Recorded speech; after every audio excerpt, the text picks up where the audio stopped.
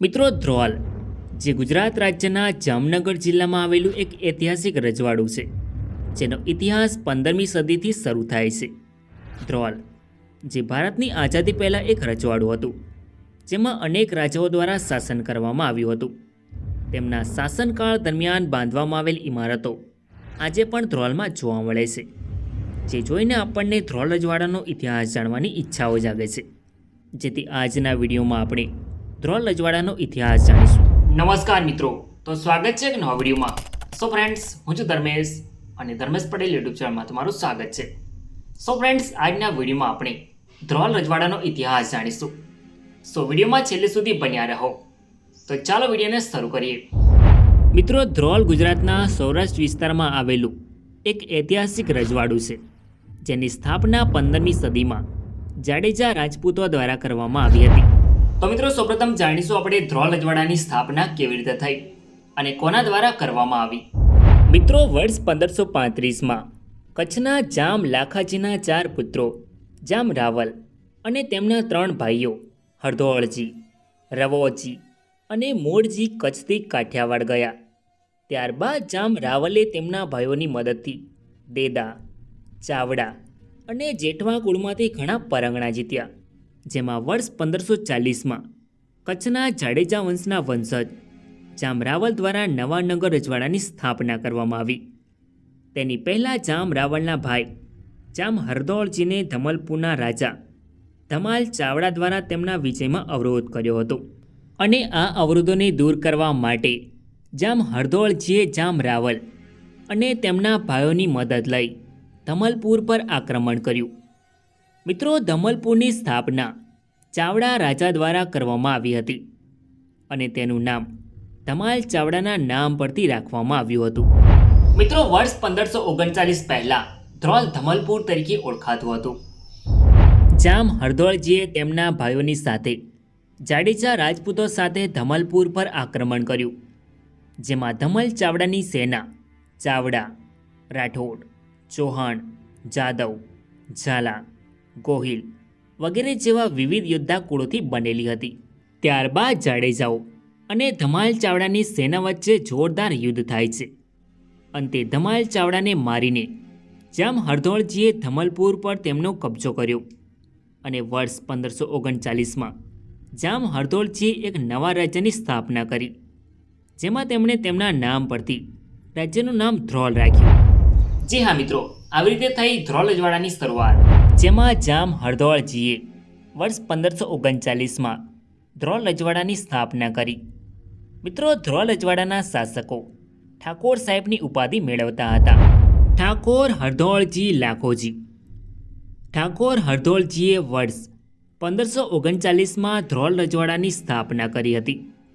તેઓ ધ્રોલના પ્રથમ શાસક હતા. ઠાકોર હરદોળજી કચ્છના જાડેજા વંશના લાખાજી જાડેજાના પુત્ર અને નવરનગરના પ્રથમ શાસક જામ રાવલના ભાઈ હતા. ઠાકોર હરદોળજીએ તેમના ભાઈ જામ રાવલની મદદ લઈ ધ્રોલ રજવાડાની સ્થાપના કરી હતી. મિત્રો, વર્ષ 1550માં વલાસ, વડહેલ, કાથીસ અને જૂનાગઢના સંઘ સામે નવાનગર રાજ્યનું યુદ્ધ થાય છે, જેને મિથોઈના યુદ્ધ તરીકે ઓળખવામાં આવે છે, જેમાં ઠાકોર હરદોળજીએ તેમના ભાઈ નવાનગરના શાસક જામ રાવલની સેનાનું નેતૃત્વ કર્યું હતું અને મિથોઈનું ભયંકર યુદ્ધ થાય છે, જેમાં ઠાકોર હરદોળજી વર્ષ 1550માં યુદ્ધમાં મૃત્યુ પામે છે. મિત્રો, ઠાકોર હરદોળજીને 8 પુત્રો અને 1 પુત્રી હતી. તેમણે વર્ષ 1539થી 1550 સુધી ધ્રોલ રજવાડામાં શાસન કર્યું હતું. ત્યારબાદ તેમનું અવસાન થાય છે. ઠાકોર જસાજી હરદોળજી. ઠાકોર જસાજી વર્ષ 1550માં ધ્રોલ રજવાડાની ગાદી પર આવે છે. તેઓ ધ્રોલના બીજા શાસક હતા.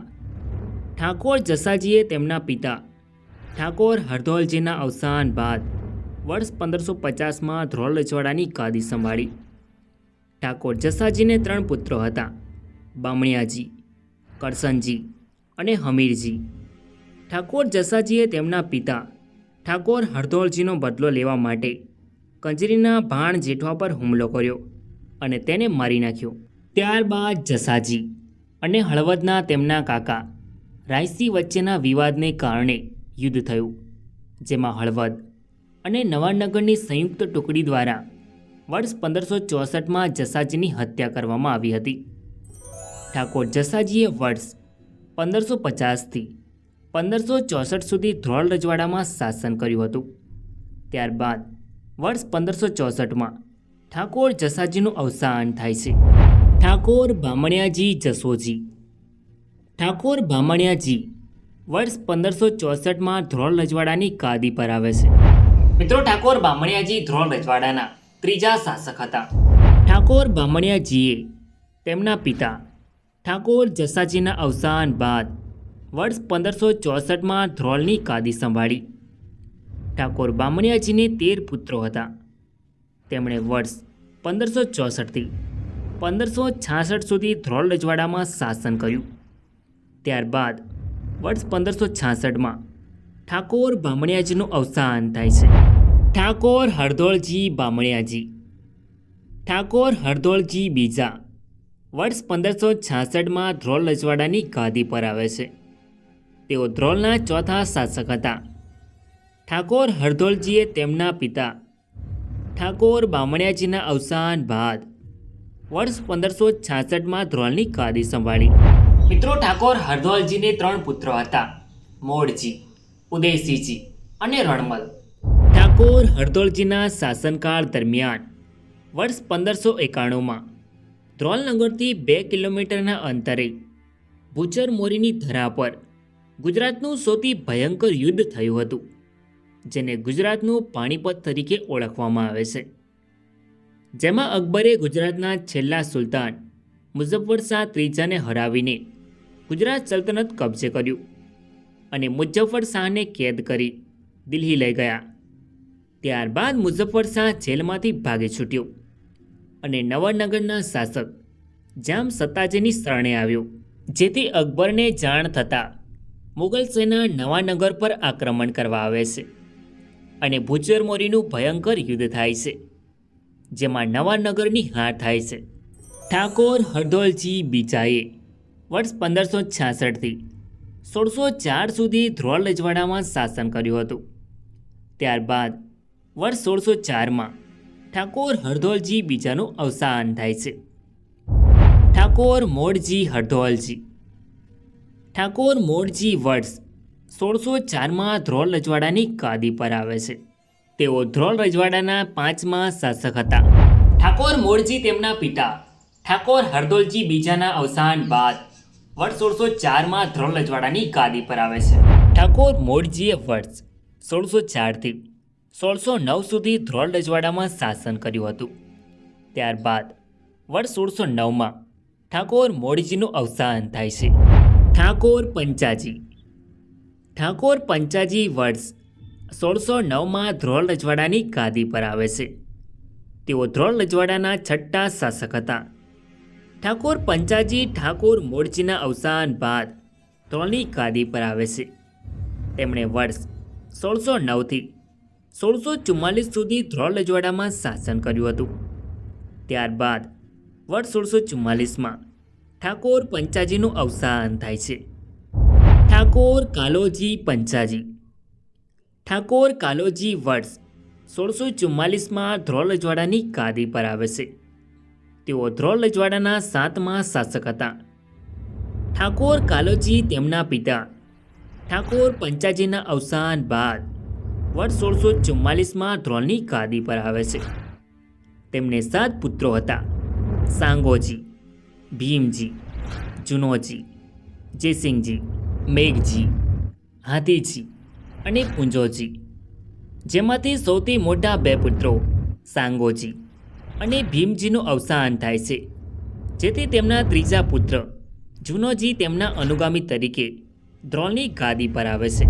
ઠાકોર કાલોજીએ વર્ષ 1644થી 1706 સુધી ધ્રોલ રજવાડામાં શાસન કર્યું હતું. ત્યારબાદ વર્ષ 1706માં ઠાકોર કાલોજીનું અવસાન થાય છે. ઠાકોર જુનોજી કાલોજી. ઠાકોર જુનોજી વર્ષ 1706માં ધ્રોલ રજવાડાની ગાદી પર આવે છે. તેઓ ધ્રોલ રજવાડાના 8મા શાસક હતા. ઠાકોર જુનોજી તેમના પિતા કાલોજીના અવસાન બાદ વર્ષ 1706માં ધ્રોલની ગાદી પર આવે છે. તેમને 4 પુત્રો અને 1 પુત્રી હતી. ઠાકોર જુનોજીએ વર્ષ 1706થી 1712 સુધી ધ્રોલ રજવાડામાં શાસન કર્યું. ત્યારબાદ વર્ષ 1712માં ઠાકોર જુનોજીનું અવસાન થાય છે. ઠાકોર કેતોજી જુનોજી. ઠાકોર કેતોજી વર્ષ 1712માં ધ્રોલ રજવાડાની ગાદી પર આવે છે. તેઓ ધ્રોલ રજવાડાના 9મા શાસક હતા. ઠાકોર કેતોજી તેમના પિતા ઠાકોર જુનોજીના અવસાન બાદ વર્ષ 1712માં ધ્રોલની ગાદી પર આવે છે. તેમને 3 પુત્રો હતા, કાલોજી, વાઘજી અને મકનજી. ઠાકોર કેતોજીએ વર્ષ 1712થી 1715 સુધી ધ્રોલ રજવાડામાં શાસન કર્યું. ત્યારબાદ વર્ષ 1715માં તેમનું અવસાન થાય છે. ઠાકોર કાલોજી કેતોજી. ઠાકોર કાલોજી બીજા વર્ષ 1715માં ધ્રોલ રજવાડાની ગાદી પર આવે છે. તેઓ ધ્રોલ રજવાડાના 10મા શાસક હતા. ઠાકોર કાલોજી તેમના પિતા ઠાકોર કેતોજીના અવસાન બાદ ધ્રોલની ગાદી પર આવે છે. મિત્રો, કાલોજી બીજા ગાદી પર આવ્યા અને ફક્ત 1 જ વર્ષની અંદર તેમની હત્યા કરીને મારી નાખવામાં આવ્યા હતા. ઠાકોર કાલોજીને કોઈ વારસદાર ન હતો, જેથી તેમના ભાઈ વાઘજી તેમના અનુગામી બન્યા. ઠાકોર કાલોજીએ વર્ષ 1715થી 1716 સુધી ધ્રોલમાં શાસન કર્યું. ત્યારબાદ તેમનું અવસાન થાય છે. ઠાકોર વાઘજી કેતોજી. ઠાકોર વાઘજી વર્ષ 1716માં ધ્રોલ રજવાડાની ગાદી પર આવે છે. તેઓ ધ્રોલના 11મા શાસક હતા. ઠાકોર વાઘજીએ તેમના ભાઈ કાલોજીના અવસાન બાદ વર્ષ 1716માં ધ્રોલ રજવાડાની ગાદી સંભાળી. ઠાકોર વાઘજીને 7 પુત્રો હતા. ઠાકોર વાઘજીએ વર્ષ 1716થી 1760 સુધી ધ્રોલ રજવાડામાં શાસન કર્યું. ત્યારબાદ 44 વર્ષના શાસન દરમિયાન વર્ષ 1760માં ઠાકોર વાઘજીનું અવસાન થાય છે. ઠાકોર જયસિંહ વાઘજી. ઠાકોર જયસિંહ વર્ષ 1760માં ધ્રોલ રજવાડાની ગાદી પર આવે છે. ઠાકોર જયસિંહ ધ્રોલ રજવાડાના 12મા શાસક હતા. ઠાકોર જયસિંહ તેમના પિતા ઠાકોર વાઘજીના અવસાન બાદ ધ્રોલ રજવાડાની ગાદી પર આવે છે. તેઓને 3 પુત્રો હતા, જુનોજી, લાખોજી અને મેરામણજી. ઠાકોર જયસિંહે વર્ષ 1760થી 1781 સુધી ધ્રોલ રજવાડામાં શાસન કર્યું. ત્યારબાદ વર્ષ 1781માં ઠાકોર જયસિંહનું અવસાન થાય છે. ઠાકોર જુનોજી જયસિંહ. ઠાકોર જુનોજી વર્ષ 1781માં ધ્રોલ રજવાડાની ગાદી પર આવે છે. તેઓ ધ્રોલના 13મા શાસક હતા. ઠાકોર જુનોજી તેમના પિતા ઠાકોર જયસિંહના અવસાન બાદ વર્ષ 1781માં ધ્રોલની ગાદી સંભાળે છે. મિત્રો, ઠાકોર જુનોજીને 3 પુત્રો હતા, નાથોજી, મનોજી અને સતોજી. ઠાકોર જુનોજીએ વર્ષ 1781થી 1789 સુધી ધ્રોલ રજવાડામાં શાસન કર્યું. ત્યારબાદ વર્ષ 1789માં તેમનું અવસાન થાય છે. ઠાકોર નાથોજી જુનોજી.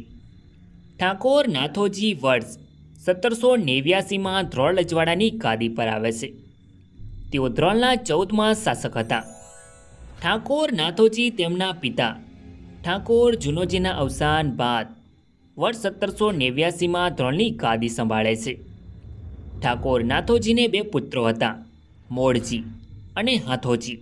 ઠાકોર નાથોજીએ થોડા વર્ષો સુધી ધ્રોલ રજવાડામાં શાસન કર્યું. ત્યારબાદ તેમનું અવસાન થાય છે. ઠાકોર મોળજી નાથોજી. ઠાકોર મોળજી તેમના પિતા ઠાકોર નાથોજીના અવસાન બાદ ધ્રોલ રજવાડાની ગાદી પર આવે છે. તેઓ ધ્રોલ રજવાડાના 15મા શાસક હતા. ઠાકોર મોળજીને 1 પુત્ર હતો, ભૂપેન્દ્રસિંહ, જે 1803માં તેમના અનુગામી તરીકે ગાદી પર આવે છે. ઠાકોર મોળજીએ વર્ષ 1803 સુધી ધ્રોલ રજવાડામાં શાસન કર્યું હતું. ત્યારબાદ તેમનું અવસાન થાય છે. ઠાકોર ભૂપેન્દ્રસિંહ મોળજી. ઠાકોર ભૂપેન્દ્રસિંહ વર્ષ 1803માં ધ્રોલ રજવાડાની ગાદી પર આવે છે. તેઓ ધ્રોલ અજવાળાના 16મા શાસક હતા. ઠાકોર ભૂપેન્દ્રસિંહ તેમના પિતા ઠાકોર મોડજીના અવસાન બાદ વર્ષ 1803માં ધ્રોલ અજવાળાની ગાદી પર આવે છે. ઠાકોર ભૂપેન્દ્રસિંહને 2 પુત્રો હતા, જયસિંહ અને કેસરીસિંહ. ઠાકોર ભૂપેન્દ્રસિંહના શાસનકાળ દરમિયાન ગાયકવાડો દ્વારા ધ્રોલ અજવાળામાંથી વાર્ષિક ખંડણી આપવાની નક્કી કરે છે. મિત્રો, ધ્રોલ અજવાળું 1807માં બ્રિટિશ સંરક્ષિત રાજ્ય બન્યું હતું, જેનું ક્ષેત્રફળ 732 કિલોમીટર સ્ક્વેર હતું. રાજ્યના શાસન હેઠળ 71 ગામો આવતા હતા. તેમને 9 ગણ સલામીનો દરજ્જો મળ્યો હતો. ઠાકોર ભૂપેન્દ્રસિંહે વર્ષ 1803થી 1844 સુધી ધ્રોલ અજવાળામાં શાસન કર્યું હતું. ત્યારબાદ વર્ષ 1844માં ઠાકોર ભૂપેન્દ્રસિંહનું અવસાન થાય છે. ઠાકોર જયસિંહ ભૂપેન્દ્રસિંહ. ઠાકોર જયસિંહ બીજા વર્ષ 1845માં ધ્રોલ અજવાળાની ગાદી પર આવે છે. તેઓ ધ્રોલ અજવાળાના 17મા શાસક હતા. ઠાકોર જયસિંહ તેમના પિતા ઠાકોર ભૂપેન્દ્રસિંહના અવસાન બાદ ધ્રોલ અજવાળાની ગાદી પર આવે છે.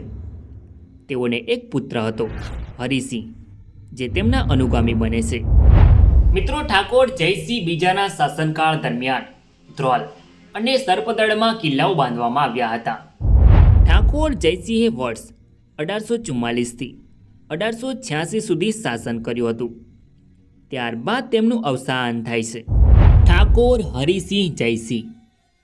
ઠાકોર હરિસિંહ વર્ષ 1886માં ધ્રોલ અજવાળાની ગાદી પર આવે છે. તેઓ ધ્રોલ અજવાળાના 18મા શાસક હતા. ઠાકોર હરિસિંહ તેમના પિતા ઠાકોર જયસિંહના અવસાન બાદ ધ્રોલ અજવાળાની ગાદી પર આવે છે. મિત્રો, વર્ષ 1899 અને 1900માં પડેલા દુષ્કાળમાં ધ્રોલ અજવાળાની વસ્તી વર્ષ 1891માં 27,000 હતી, જે વર્ષ 1901માં ઘટીને 21,906 થઈ ગઈ હતી. તેઓને 2 પુત્રો હતા, દોલતસિંહ અને સમસિંહ. ઠાકોર હરિસિંહે વર્ષ 1886થી 1914 સુધી ધ્રોલ અજવાળામાં શાસન કર્યું. ત્યારબાદ વર્ષ 1914માં ઠાકોર હરિસિંહનું અવસાન થાય છે. ઠાકોર દોલતસિંહ હરિસિંહ. ઠાકોર દોલતસિંહ વર્ષ 1914માં ધ્રોલ અજવાળાની ગાદી પર આવે છે. તેઓ ધ્રોલ અજવાળાના 19મા શાસક હતા. ઠાકોર દોલતસિંહ તેમના પિતા ઠાકોર હરિસિંહના અવસાન બાદ વર્ષ 1914માં ધ્રોલની ગાદી સંભાળે છે. ઠાકોર દોલતસિંહને 3 પુત્રો અને 4 પુત્રીઓ હતી, જેમાં વર્ષ 1918માં ઠાકોર દોલતસિંહના મોટા પુત્ર દીપસિંહનું રોગચાળાને કારણે મૃત્યુ થાય છે. ધ્વજ સત્યાગ્રહ ધ્રોલ. મિત્રો, ઠાકોર દોલતસિંહના શાસનકાળ દરમિયાન ધ્રોલ અજવાળામાં રાષ્ટ્રીય પ્રવૃત્તિઓને બંધ કરાવી. રાષ્ટ્રવાદી નેતાઓને રાજ્યની પોલીસે માર્ચ 1931માં જેલમાં પૂરી દીધા અને તેઓને ખૂબ મારવામાં આવ્યા, જેથી લોકોમાં ડર ફેલાયો. ત્યારબાદ જેલમાં પૂરેલા લોકોને ગાંધી ઇરવિન કરાર બાદ મુક્ત કરવામાં આવ્યા. મિત્રો, વર્ષ 1931માં કરાચીમાં કોંગ્રેસ અધિવેશનમાં ધ્રોલના આગેવાનોએ ભાગ લઈ રાજ્યના અન્યાય સામે લડવાની પ્રેરણા મેળવી અને જાહેર સભાઓ યોજી. મિત્રો, ધ્રોલમાં રાષ્ટ્રવાદી નેતા પુરુષોત્તમભાઈ હતા, જેમાં રાજ્યની પોલીસે ભેગા થયેલા લોકોને વિખેરી નાખ્યા અને પુરુષોત્તમભાઈ પાસેથી રાષ્ટ્રીય ધ્વજ લઈ લે છે, જેથી તેમણે ધ્વજ પાછો મેળવવા માટે સત્યાગ્રહનો આરંભ કર્યો. ત્યારબાદ સૌરાષ્ટ્રના આગેવાન મણિલાલ કોઠારી ધ્રોલ અજવાળાના દિવાણને મળે છે, જેથી ધ્વજ પાછો આપવાની ખાતરી આપી, છતાં પણ ધ્વજ ન મળ્યો, જેથી ફૂલચંદભાઈ શાહની સાથે 5 સ્ત્રીઓ સહિત 54 સત્યાગ્રહીઓ સાથે 26 મે 1931ના રોજ ધ્રોલમાં સરઘસ કાઢ્યું અને દરબારગઢ ચોકમાં સભા ભરી અને ધ્વજ આપવાની માંગણી કરી. ત્યારબાદ ધ્રોલ અજવાળાએ બીજા દિવસે સભા સરઘસ યોજવાની ના પાડી, છતાં પણ સત્યાગ્રહીઓએ વિરોધ સાથે સત્યાગ્રહ ચાલુ રાખ્યો, જેથી તેમના પર લાઠીચાર્જ કરીને 24 કલાક સુધી જેલમાં પૂરી દેવામાં આવ્યા. ત્યારબાદ 30 મે 1931ના રોજ ધોલેરા, બરવાળા, ભાવનગર અને આસપાસના ગામડાઓમાંથી મોટી સંખ્યામાં સત્યાગ્રહો ભેગા થયા અને સભા, સરઘસ તથા ઉપવાસમાં જોડાયા. જેથી 31 મે 1931ના રોજ ધ્રોલ રાજ્યની પોલીસે ધ્વજ પરત કર્યો, જેથી ધ્વજ સત્યાગ્રહનો અંત થાય છે અને લોકોનો વિજય ઉત્સવ ઉજવ્યો. ઠાકોર દૌલતસિંહે વર્ષ 1914થી 1937 સુધી ધ્રોલ રજવાડામાં શાસન કર્યું.